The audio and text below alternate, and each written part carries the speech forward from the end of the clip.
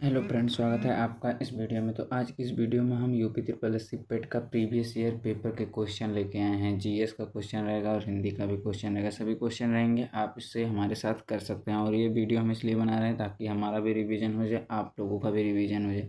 तो हमने सोचा क्यों ना इसको स्क्रीन रिकॉर्डिंग करते हुए चालू करते हैं। तो चलिए इसको हम स्टार्ट करते हैं। तो यहाँ पर पहला क्वेश्चन है, भारत में शासन करने वाले दिए गए शासकों का कालानुसार सही क्रम क्या है। तो पहले कौन कौन आया था? पहले इल्तुतमिश आया था, उसके बाद अलाउद्दीन खिलजी आया था, उसके बाद शेरशाह सूरी आए थे, उसके बाद अकबर आया था। तो हम यहाँ से आंसर देख सकते हैं। तो यहाँ पे आंसर हो जाएगा बी।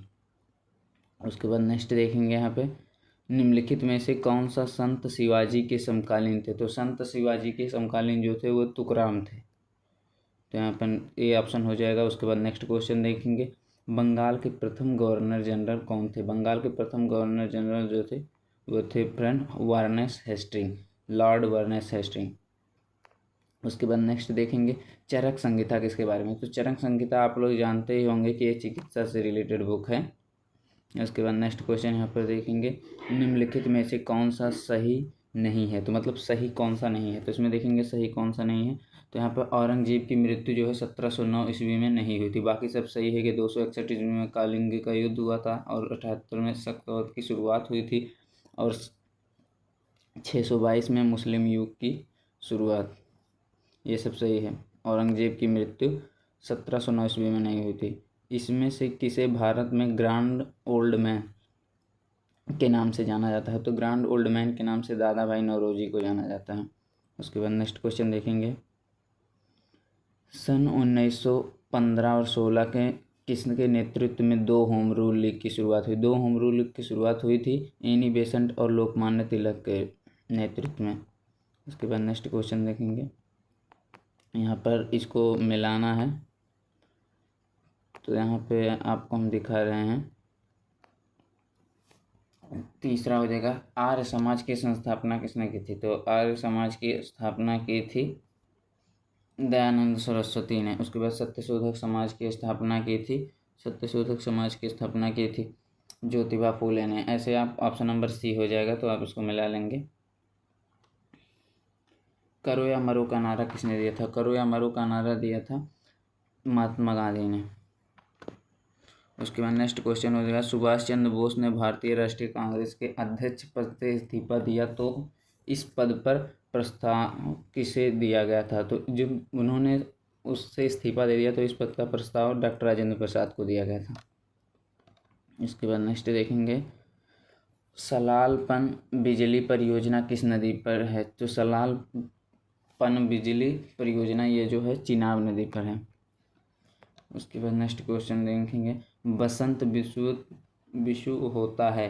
तो बसंत विषु जो होता है ये फ्रेंड 21 मार्च को होता है। उसके बाद राजस्थान में खेतड़ी परियोजना के किसके उत्पादन के लिए प्रसिद्ध है। राजस्थान में खेतड़ी परियोजना जो है ये तांबा उत्पादन के लिए प्रसिद्ध है। उसके बाद काजीरंगा राष्ट्रीय उद्यान, यह तो बहुत बार आ चुका है, काफ़ी लोग जानते होंगे, आसाम में है। उसके बाद नेक्स्ट क्वेश्चन देखें, निम्नलिखित में से कौन सा हिमालय नदी तंत्र की नदियां हैं। हिमालय नदी तंत्र की नदियां हैं। हिमालय नदी तंत्र की नदियां जो हैं वो ब्रह्मपुत्र और गंगा हैं। ये दोनों हिमालय नदी तंत्र की नदियां हैं। बैंक दर का अर्थ क्या होता है। तो बैंक दर का अर्थ जो होता है वह देश में केंद्रीय बैंकों द्वारा ली जाने वाली आधिकारिक ब्याज की दर होती है। बैंक दर का केंद्र।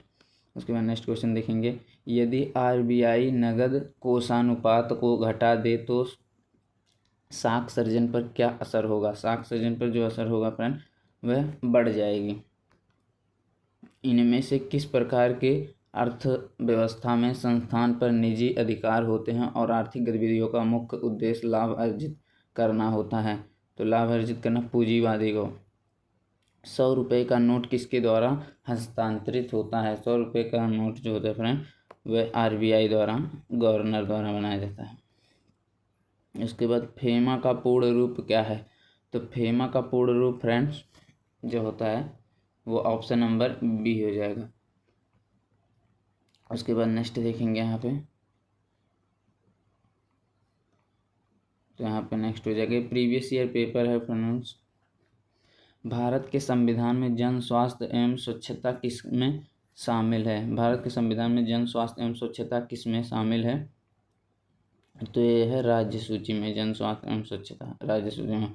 भारत में पंचायती राज व्यवस्था किसके अंतर्गत रखी गई है? पंचायती राज व्यवस्था जो है यह राज्य नीति निर्देशक तत्व के अंदर रखी गई है। शिक्षा का अधिकार एक मौलिक अधिकार है जो कि संबंधित है। शिक्षा का अधिकार मौलिक अधिकार है या किससे संबंधित है? तो ये किसके, ये से संबंधित है कि सबको शिक्षा मिलनी चाहिए। निम्नलिखित में से किसने संविधान सभा के में उद्देश्य प्रस्ताव रखा? संविधान सभा में उद्देश्य प्रस्ताव रखा था पंडित जवाहरलाल नेहरू ने। उसके बाद भारतीय संविधान के किस अनुच्छेद में अल्पसंख्यकों के हितों के बारे में वर्णन किया गया है? तो अल्पसंख्यकों के हितों के बारे में वर्णन किया गया है अनुच्छेद 29 में, 29 में।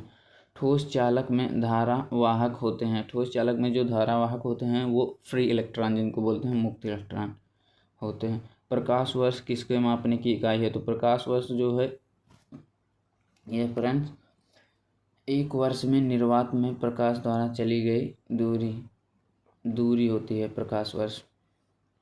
ब्लीचिंग पाउडर का रासायनिक नाम क्या होता है? तो ब्लीचिंग पाउडर का रासायनिक नाम होता है कैल्शियम ऑक्सीक्लोराइड, CaOCl2, जिसको बोलते हैं ब्लीचिंग पाउडर, CaOCl2। उसके बाद 18 कैरेट खरे सोने का प्रतिशत होता है। 18 कैरेट खरे सोने का प्रतिशत 75 होता है %। उसके संतरे में बहुत मात्रा में विटामिन पाया जाता है। तो संतरे में विटामिन C पाया जाता है बहुत अधिक मात्रा में। उसके बाद यहाँ पे ये क्वेश्चन है तो आप इसको कर लेंगे आसानी से। आप इसको वीडियो पॉज करके कर सकते हैं। इसका हम आंसर बता देते हैं। तीसरा हो जाएगा, रूट में से बाहर निकालेंगे तो ये हो जाएगा 14 और इसको फिर काट देंगे इधर उधर करके तो हो जाएगा। ये भी आप कर लीजिएगा। इसको फार्मूला लगा दीजिएगा A³ + B³।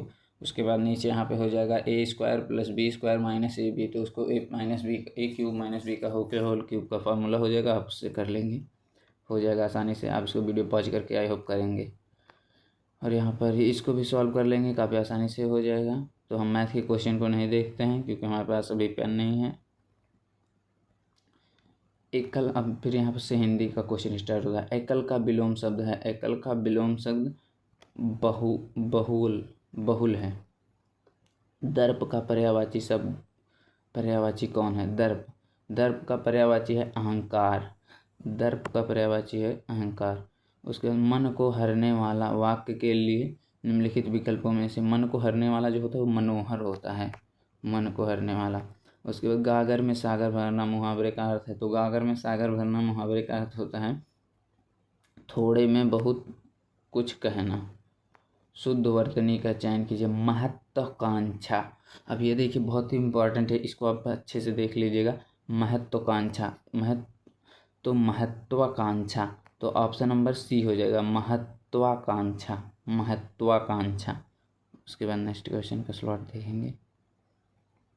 यहाँ पर एक ऐड आ गया, हम इसको ऐड को भी देखते हैं थोड़ी देर उसके बाद। तो महत्वाकांक्षा हो जाएगा